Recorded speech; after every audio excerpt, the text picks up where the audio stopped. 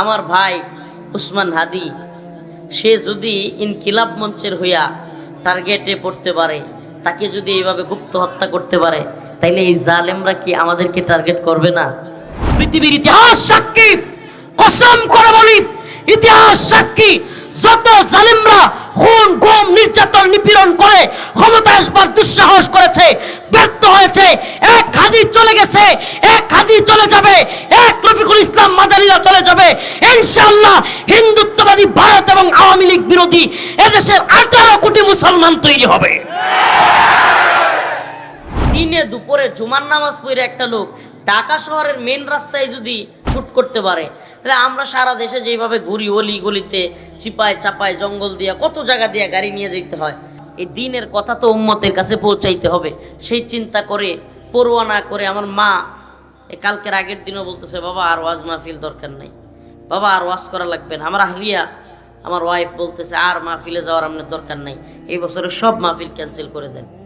মানে এরা এত বেশি উদ্বিগ্ন। যেদিন শরীফ হাদি ভাইয়ের গায়ে গুলি লাগছে, ওই দিন আমার আম্মা সারা রাত বলে, বাবা আমি সারা রাত ঘুমাইতে পারি নাই, তোমার টেনশনে। আমি নারায়ণগঞ্জ একটা প্রোগ্রামে ছিলাম। আওয়ামী লীগ এবং ভারত সম্মিলিতভাবে এই পাগলের দল এবং এই কাপুরুষের দল এখন শুরু করছে সেই গুপ্ত হত্যা, যেটা হইলো এখন সব দিক থেকে ব্যর্থ, রাজনৈতিকভাবে ব্যর্থ, মানুষকে বুঝাইতে ব্যর্থ, ঘুম কোন নির্যাতন নিপীড়নের রাজনীতি করতে করতে একেবারে বেহাল পরিস্থিতি হয়ে গেছে। এই পরিস্থিতিতে আইসা সব দিক থেকে যখন ব্যর্থ হয়ে গেছে, যারা ভারত বিরোধী, যারা আওয়ামী লীগ বিরোধী বক্তব্য দেয়, তাদেরকে গুপ্ত হত্যা শুরু করছে। প্রিয় ভাইরা আমার, এই গুপ্ত হত্যা এটা শুধুমাত্র উসমান হাদির উপরে না, এই গুপ্ত হত্যা এদের টার্গেটে আরো অনেকেই আছে। যারা ভারত বিরোধী কথা বলে, আওয়ামী লীগ বিরোধী কথা বলে, এরা ওদের উপরেও টার্গেট করবে। তাইলে আস্তাগফিরুল্লাহ, সেই টার্গেট থেকে আমরাও খালি না। আমি তো খোলামেলা মানুষ, সব কথা খোলামেলা বলে ফেলি। আপনারা যেভাবে চিন্তা করতেছেন তো স্মুথলি চিন্তা করিয়েন না। হিন্দুত্ববাদী ভারত বাংলাদেশে কোনোভাবে আওয়ামী লীগ ব্যতীত কোনো সরকার নর্মালি থাকুক, সেটা তারা হতে দিবে না। এটা আপনি লিখে রাখেন যে হিন্দুত্ববাদী ভারত এমন এক রাষ্ট্র যে ভারতকে যারা বন্ধু মনে করে, এদের চাইতে বোকা পৃথিবীতে আর কেউ নাই। 5 আগস্টের পরে এই সরকার কিংবা এই বিপ্লবীরা সবচাইতে বড় ভুল যেটা করছে, বাংলাদেশের পক্ষ থেকে সরাসরি ঘোষণা করার দরকার ছিল যে ভারত হলো আমাদের শত্রু রাষ্ট্র। এদের সাথে সমস্ত বাণিজ্যিক লেনদেন, সমস্ত কূটনৈতিক লেনদেন সব পরিহার করা দরকার ছিল। কেন? আরে ভাই, আপনি হাসিনারে দোষেন, আপনি আওয়ামী লীগরে দোষেন। আজকের আওয়ামী লীগ কিংবা ছাত্রলীগ, যুবলীগ কিংবা হাসিনারে এই পর্যায়ে নিয়ে গেছে ভারত।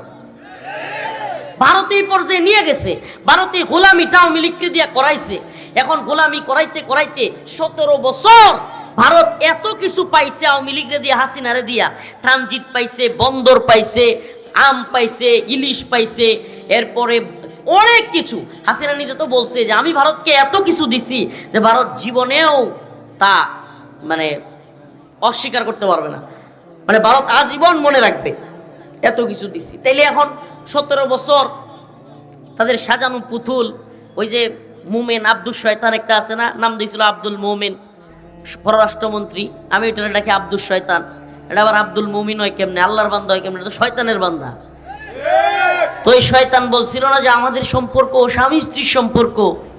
দেখেন আপনি 17 বছর কন্টিনিউ এদেশের মানুষের উপর আওয়ামী লীগ জুলুম করছে, নির্যাতন করছে, অত্যাচার করছে। আপনি জানি নরসিংদীতে আওয়ামী লীগের লোক বেশি, এটাও আমি জানি, কিন্তু তারপরে আমাদেরকে সত্য কথাগুলো বলতে হচ্ছে। কেন ভাই? আরে ভাই, আপনার কাছে মনে হইতে পারে আপনি সুবিধাই ছিলেন, আপনি টেন্ডারবাজি করতে পারছেন, চাঁদাবাজি করতে পারছেন, আপনি লুইটা ফুইটা খাইতে পারছেন, আপনি নেতামি দেখাইতে পারছেন, মানুষের নামে মামলা দিতে পারছেন, আপনি এমনি এমনি হাঁটতে পারছেন, তো আপনি তো সুখে ছিলেন, আপনার কাছে ভালো মনে হবেই। তো আমাদের যে সমস্ত আলেমদেরকে জেলে নিছে, রিমান্ডে নিছে, নির্যাতন করছে, সারা দেশে সব জায়গায় দুর্নীতি, অনিয়ম, চাঁদাবাজি, টেন্ডারবাজি, ঘুষ, খুন, রাহাজানি, আইনাগর তৈরি করা, এত কিছু আলেমদেরকে রিমান্ডে নেওয়া, নির্যাতন করা, ফাঁসি দেওয়া, ছোট ছোট বাচ্চাদেরকে গুলি করে হত্যা করা, হেলিকপ্টার থেকে গুলি করা, শত শত, এটার অভাব ছিল না। তো এত কিছুর পরেও আপনি দেখবেন না, মানে আপনার চোখ নাই, আপনি দেখবেন না, কিছু করার নাই। তা আমাদের বলতে তো হবে। খোদ আমাদের সাথে আমাদেরকে কাপড় চোপড় পর্যন্ত খুলে ফেলা হয়েছে, নাউজুবিল্লাহ। আরে আপনি তো কারাগারে নিছেন আলেমদের, আপনার ভাষায় উনি অন্যায় করছে, ঠিক আছে মানলাম অন্যায় করছে, তারপরে কি হয়েছে? আপনি আলেমদেরকে নিয়ে যৌনাঙ্গে ধরে চাপ মারছেন, আপনি আলেমদেরকে নিয়ে কাপড় চুপড় খুলে নির্যাতন করতেছেন। এটা বন্দি মানুষ রেখে এগুলো করা যায়? আরে আমি নিজে ভিকটিম, আল্লাহরে সাক্ষী রেখে বলতেছি, কাপড় চুপড় খুলে ফেলতেছেন। তাইলে এইগুলো যদি আপনার নৈতিকভাবে সঠিক মনে হয়, তাইলে আপনার বিবেকে কুত্তা পেশাব করে দিছে। আপনার আসলে বিবেক বলতে কিছু নাই। আপনার দরকার কি জানেন?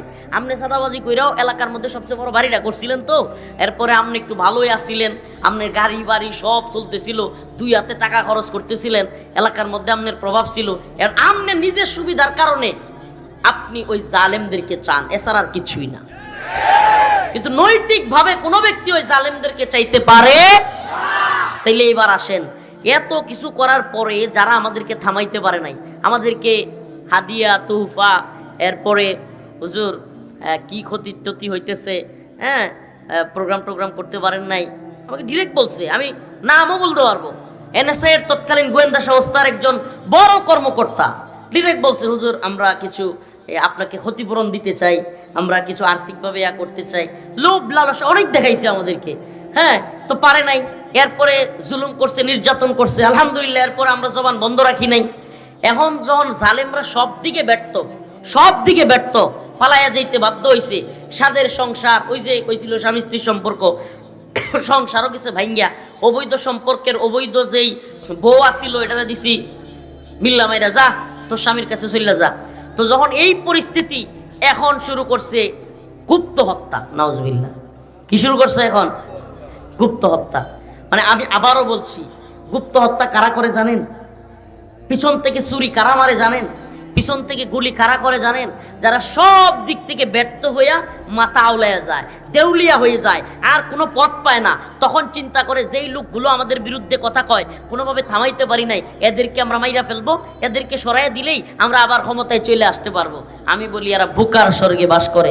পৃথিবীর ইতিহাস সাক্ষী, কসম করে বলি, ইতিহাস সাক্ষী, যত জালেমরা খুন গুম নির্যাতন নিপীড়ন করে ক্ষমতা আসবার দুঃসাহস করেছে, ব্যর্থ হয়েছে, এক হাদিস চলে গেছে, এক হাদিস চলে যাবে, এক রফিকুল ইসলাম মাদারিরা চলে যাবে ইনশাআল্লাহ। হিন্দুত্ববাদী ভারত এবং আওয়ামী লীগ বিরোধী এদেশের 18 কোটি মুসলমান তৈরি হবে। রাজি আছেন ইনশাআল্লাহ? তৈরি আছেন তো ইনশাআল্লাহ?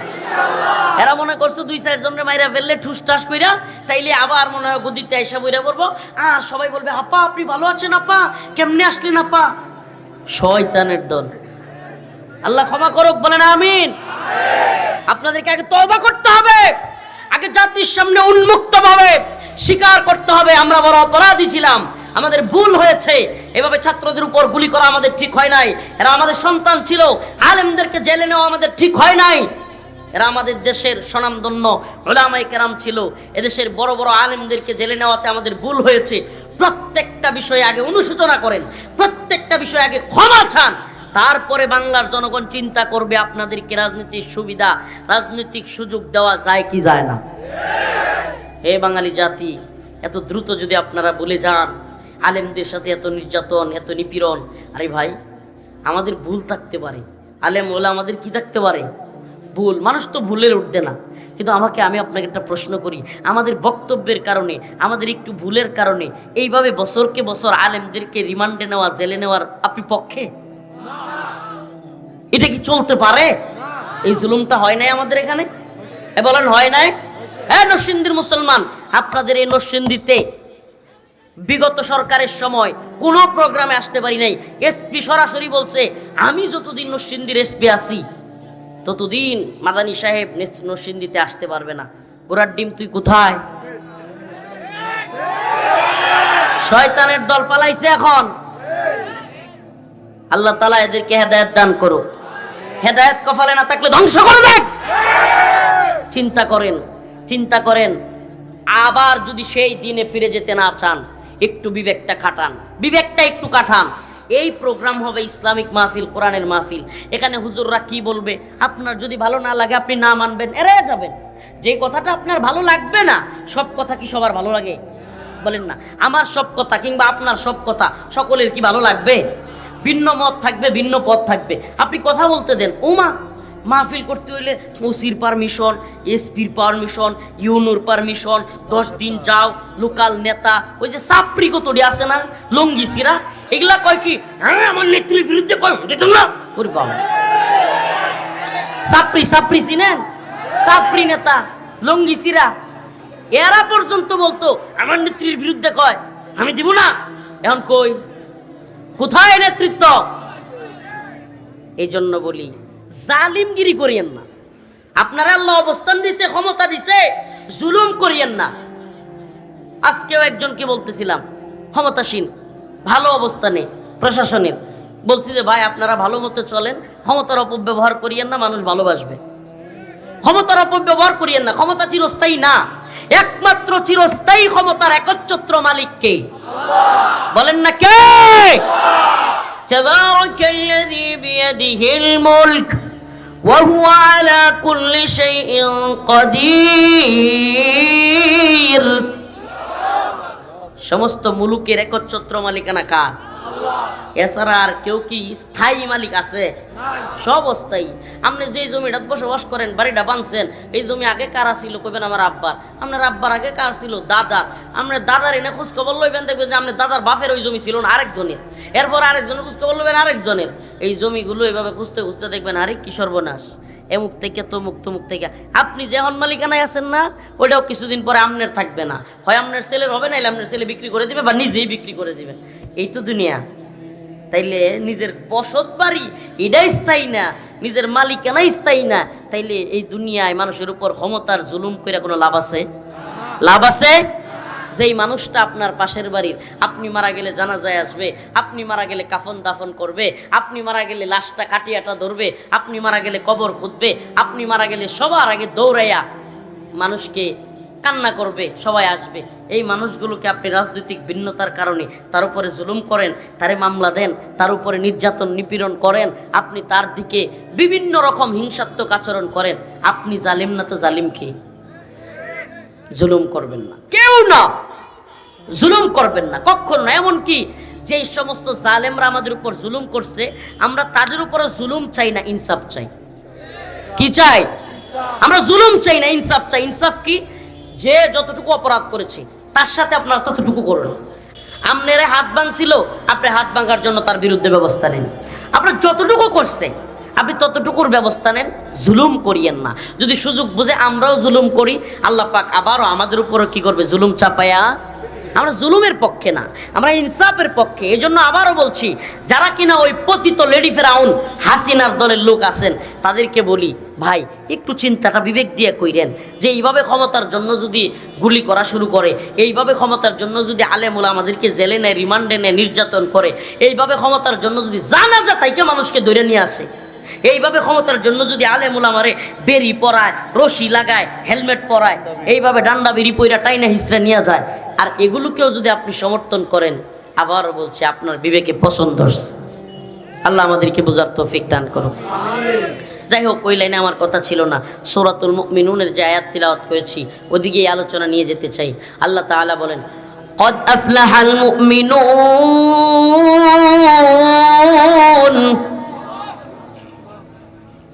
الذين هم في صلاتهم خاشعون والذين هم عن اللغو معرضون والذين هم للزكاة فاعلون والذين هم لفروجهم حافظون। আচ্ছা, আজকের এই ময়দানে আমরা যারা আসছি, খিলপাড়া, কান্দাপাড়া জামে মসজিদের সামনে বা জামে মসজিদের প্রোগ্রামে, আমরা সবাই মন থেকে এটা চাই কি চাই না যে আমরা আল্লাহর খাস বান্দা হব বা আল্লাহর সফল বান্দা হব? চাই? সত্যি অন্তর থেকে বলেন যে আমরা কি আল্লাহর খাস বান্দা হইতে, আল্লাহর একেবারে মুমিন বান্দা হইতে, সফল মুমিন, সফল ব্যর্থ না, সফল মুমিন হইতে চাই? আসুন তাইলে সূরাতুল মুমিনুনে আল্লাহ তাআলা সফল মুমিনের কি কি চরিত্র গুণাবলী বর্ণনা করছে, এবার একটু নিজের সাথে একটু মিলায়া দেখি যে আমি কি সফল মুমিন নাকি ব্যর্থ মুমিন। বাইরে এই দুনিয়ায় যদি টাকা পয়সা, বাড়ি গাড়ি কিংবা এই রাজনৈতিক দলগুলোর বড় নেতা, বড় লিডার, এলাকার এমপি, চেয়ারম্যান, মন্ত্রী কিংবা মেম্বার, কমিশনার, এই বড় বিচারক, সেনাবাহিনীর কর্মকর্তা, পুলিশের কর্মকর্তা, বড় বক্তা, বড় মুফতি, শাইখুল হাদিস কিংবা বড় দলের আমির, পীর, আইনজীবী, যা মন চায়, ডাক্তার, ইঞ্জিনিয়ার, আপনি বড় হয়ে গেলেন এই দুনিয়ায়, দেখা গেল পলাশে আপনি বাড়ি করে ফেললেন, কয়েক লক্ষ টাকা দিয়ে, এমনকি কোটি টাকা দিয়ে বাড়ি করে ফেললেন, নরসিংদীতে জায়গা রেখে ফেললেন, এরপরে আপনার দুই একটা বাত পোলারে আপনি বিদেশে পাঠাইয়া দিলেন, এলাকায় 100 কাঠা জমি রেখে ফেলাইলেন, হ্যাঁ, পোলা মাইয়ারে বিয়ে শাদি দিলেন আলিশান জায়গায়, আর আপনার কোনো দিকে একবারে কমতি নাই, নিজের সফল মনে করে বসে আছেন, নিজেরে সফল মনে করে বসে আছেন। এই দুনিয়ার টাকা পয়সা, বাড়ি গাড়ি, চাকচিক্য দেখা আপনি বসে আছেন, অথচ আল্লাহ বলছে ইযা যুলজিলাতিল আরদু জিলজালাহা, ইযা যুলজিলাতিল আরদু জিলজালাহা ওয়া আখরাজাতিল আরদু আথকালাহা ওয়া ক্বালাল ইনসান মা লাহা। আল্লাহ রাব্বুল আলামিন বলেন, যখন কম্পন শুরু হবে, আল্লাহর হুকুমে যখন কম্পন শুরু হবে, ইযা যুলজিলাতিল আরদু জিলজালাহা, এমন এক কম্পন মারবে, ওয়া আখরাজাতিল আরদ আথকালাহা, জমিন তার সমস্ত সম্পদ ছেড়ে দিবে। কি করবে? জমিন, তার মধ্যে থাকা টাকা পয়সা, সোনা গহনা, তার মধ্যে থাকা সমস্ত সম্পদ উড়তে থাকবে, উড়তে থাকবে। এত সুন্দর করে বাড়িটা করছেন। এই আপনি নরসিংদীতে কয়েকদিন আগে ভয়াবহ ভূমিকম্প হইল না? হ্যাঁ, তারপরেও আল্লাহর ভয় ঢুকবো না আমাদের? এই 5.7 মাত্রা রয়েছে, এটা যদি 7 মাত্রায় না তাইকা 7.0 চলে যায়, আল্লাহ পারবে কি পারবে না? এই আল্লাহ পারবে কি পারবে না? আচ্ছা চিন্তা করেন তো, গোরাশালে ওই দিন যে উৎপত্তি স্থল হয়েছিল, নরসিংদীতে যে ভূমিকম্পের উৎপত্তি হয়েছিল, আল্লাহ না করুক ওই দিন যদি আমার আপনার শেষ দিন হইতো, মানে 10:50 দিকে, না কত, কয়টা, 10:37, আচ্ছা 38-40, বুঝছি, মত থাকবোই। আল্লাহ রাসূল সাল্লাল্লাহু আলাইহি ওয়াসাল্লাম যখন কোনো কথা কইতো, অনেক সাহাবী একসাথে থাকতো, তো এই দেখা যাইতো কথার একটু এদিক সেদিক হওয়ার কারণেই এই যে কন্যা যে হুজুর রসুল একজন, কোরআন একটা, কিন্তু এত দল কেমনে, এই যে দল হইলো এমনি। এই সাহাবায়ে কেরাম তো অনেক ছিল, এক একজনে এক এক রকম শুনতো, বা বলার ক্ষেত্রে একটু এদিক সেদিক হইতো, আর 1000 জনে বলতো 1 লাখের সাথে, আস্তে আস্তে কথা একটু কি হইতো, এই যে এইভাবেই দল হয়েছে। তো আপনারা এখানে থাইকে এক একজন 37-40, আচ্ছা যাই হোক 10:40, আচ্ছা 10:40 কিংবা তার আশেপাশে আমরা ধরে নিলাম, কিন্তু ওই দিন যদি আপনার আমার শেষ দিন হইতো, আপনার নরসিংদীতে শুনছি 4-5 জন মারাও গেছিল, হ্যাঁ, আচ্ছা ওই দিন যদি ওই মারা যাওয়ার লিস্টে আপনার নামটাও, হাত তুলবেন না কিন্তু, হাত তুললে একটু সমস্যা আছে, ধরা খাইয়া যাবেন, হাত তুলবেন না, আপনার নামটাও যদি শেষ নাম হইতো, কিংবা আমার নামটাও শেষ নাম হইতো, আমরা কয়জন ওই দিন ফজরের নামাজ পড়ছি? হাত তুলবেন না, ধরা খাইয়া যাবেন। চিন্তা করছেন একটু বিবেক থেকে? ও ভাই, ও প্রিয় মুমিন, ও প্রিয় মুসলমান, তুমি যে এই মাহফিল শুনতে চলে আসছো, খিলপাড়া, কান্দাপাড়া, হাজার হাজার জনতা, হাই হাই উপসে পড়া বীর, এই এত বীর যে পর্দা খুলে দিতে হইতেছে, চারদিকে বাজ পাখির মতো সবাই তাকায় আছে, এই যে এত শত শত হাজার হাজার মানুষ আসছে, যদি সত্যি ওই গোরাশালের ওই দিনের প্রোগ্রামে, ওই দিনের, আল্লাহ মাফ করুক, ওই দিনের ভূমিকম্প যদি আমার শেষ দিন হইতো, আমিও যদি ওই কাঁপনে, ওই ভয়ঙ্কর পরিস্থিতিতে আমার উপর কোনো কিছু পইরা আমিও যদি মারা যাইতাম, তাইলে আল্লাহর কাছে গিয়া দাঁড়াইতাম, অথচ আমি ওই দিনের ফজরের নামাজটাই পড়ি নাই। চিন্তা করছেন আপনি কেমনে দাঁড়াবেন? আল কাইসু মান দানা নাফসাহু ওয়া আমিলা লিমা বাদাল মাউত, الكيس من دان نفسه وعمل لما بعد الموت والعاجز من أتبع نفسه هواها وتمنى على الله। আল্লাহ রাসূল সাল্লাল্লাহু আলাইহি ওয়াসাল্লাম বলেন, আল কাইসু মান দানা নাফসাহু وعمل لما بعد الموت। জ্ঞানী তো সেই ব্যক্তি, সুবহানাল্লাহ, জ্ঞানী বুদ্ধিমান সেই ব্যক্তি যে মৃত্যুর আগেই তার সামানা তৈরি করে, মৃত্যুর আগেই তার আমলনামা তৈরি করে, যেন আল্লাহর সামনে গিয়া যেদিন দাঁড়াতে হবে সেদিন যেন আল্লাহর কাছে ধরা খাইতে না হয়, আল্লাহ পাক যেন পাকড়াও না করেন।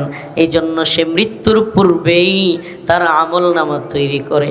ও দুনিয়ার মানুষ, নেতা, ইমাম, বক্তা, মুয়াজ্জিন, রিকশা চালক, কাটুরিয়া, শ্রমিক, দিনমজুর, কৃষক, ব্যবসায়ী, ও প্রিয় ভাই, আল্লাহ রব্বুল আলামিন কবে কাকে আমাদেরকে নিয়ে যাবেন, কার ডাক কবে চলে আসবে আমরা কেউ জানি না। আমরা তখনই জ্ঞানী হতে পারবো যখন আল্লাহ পাকের কাছে পৌঁছার আগেই ওই যে ডাক, আল্লাহ রব্বুল আলামিন বলেন ওয়াকুল্লুহুম আতিহি ইয়াউমাল কিয়ামাতি ফারদা। আল্লাহ পাক বলেন তোমাদের প্রত্যেককে, ও মুহাম্মদ বিন রফিক, ও রফিকুল ইসলাম ইবনে শাহাবুদ্দিন, ও অমুকের ছেলে অমুক, ও আব্দুল্লাহ, ও আব্দুল মুতালিব, ও আবু সালেহ, অমুকের ছেলে অমুক, আল্লাহ পাক সবাইকে একা একা ডেকে ডেকে তার সামনে দাঁড় করাবেন, জিজ্ঞেস করবেন তুমি কি আমল নিয়ে আসছো, দুনিয়ায় তোমার সময়টুকু, হায়াতটুকু কিভাবে কাটাইছো, কিভাবে তুমি আমি যে জিন্দেগি দিলাম সেটা গঠন করেছিলা, কিভাবে যৌবন অতিবাহিত করেছো, তোমার যৌবনের মধ্যে আমার ইবাদত ছিল নাকি অবৈধভাবে খালি মাইয়ার পিছনে ঘুরছো, নেশা করছো, মদ খাইছো, জিনা করছো, এগুলো করছো। আল্লাহর কাছে জবাব না দিয়া এক বিন্দু পরিমাণ কেউ অগ্রসর হইতে পারবে না। চিন্তা করছেন? আল্লাহর কাছে জবাব না দিয়া এক বিন্দু এদিক সেদিক হইতে পারবে। এই জন্য রাসূল বলেছেন আল কাইসু মান দানা নাফসাহু ওয়া আমিলা লিমা বাদাল মাউত। বুদ্ধিমান জ্ঞানী সেই ব্যক্তি যে আল্লাহর কাছে যাওয়ার আগেই, কবরে যাওয়ার আগেই তার সামানা তৈরি করে, আমলনামা তৈরি করে। সুবহানাল্লাহ।